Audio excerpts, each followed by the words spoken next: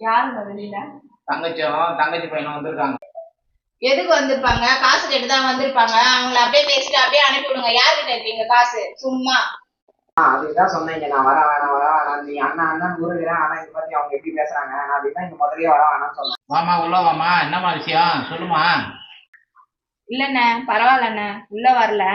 தம்பிக்கு கல்யாணம் வச்சிருக்கேன், அது சொல்லலாம்னு சொல்லிட்டு பத்திரிக்கை தான் நான் எடுத்துட்டு வந்தேன். நான் காசு பணம்லாம் கேட்கலண்ணே. 1000 தான் இருந்தாலும் அவரு உனக்கு தாய் மாமன், எனக்கு கூட பிறந்த அண்ணன். என் காலத்துக்கு நான் இல்லைன்னா அவர் தான்டா எனக்கு வந்து முறை செய்யணும். அதனால அவர் என்ன சொன்னாலும் நம்ம பணிஞ்சுதான் போகணும். சரி பாப்பா போலாம். பெரியவங்க என்ன பேசினாலும் அதெல்லாம் நீ காதுல வாங்கக்கூடாது, சரியா? தங்கச்சி உள்ளதான் கூப்பிட முடியல. ஆனா பத்தியா பத்திரிகையில என் பேரை போட்டு வச்சிருக்குது. இதான் கூட கொண்டு வரும்னு சொல்றது.